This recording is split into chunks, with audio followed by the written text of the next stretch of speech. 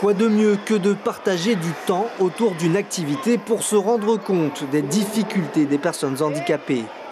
170 collégiens ont rencontré ce matin 150 enfants atteints de handicap. Au début, l'ambiance était un brin froide, car chacun était impressionné par la différence de l'autre. Ils ont moins de réflexes. Ils mettent plus de temps à comprendre. Mais au cours des activités, la glace fond et les partenaires se rapprochent. C'était bien, franchement, c'était un bon jeu. On a joué sans les filets, du coup, pour faire glisser la balle. Et après, on a fait les vrais points, on a fait 9-10, donc c'était serré, mais franchement, c'était bien.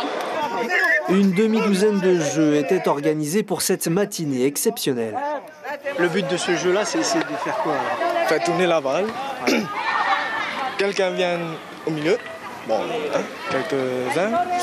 Et quelques-uns autour, quoi. Il faut toucher cette personne-là avec la balle. Voilà.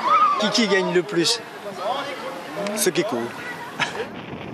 Les professeurs de sport ayant amené leur classe sont conscients de l'importance de leur participation.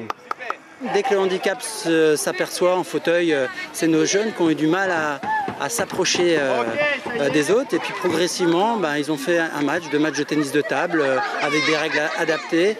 Et bilan, ils ont l'air de s'amuser et ils se rendent compte que tout le monde peut partager quelque chose ensemble. Un moment très agréable et surtout indispensable aux personnes atteintes de handicap, car elles sont trop souvent exclues. L'idée, c'est que de plus en plus l'éducation travaille dans l'inclusion des personnes en situation de handicap. De plus en plus les professeurs en prennent vraiment la dimension. Et il y a de plus en plus d'inclusion et de plus en plus d'enfants qui arrivent à réussir leur scolarité grâce à ces inclusions-là. Et c'est parfait jusqu'aux universités. Ce matin, en tout cas, tous ont passé un agréable moment, levant par la même occasion certaines barrières relationnelles.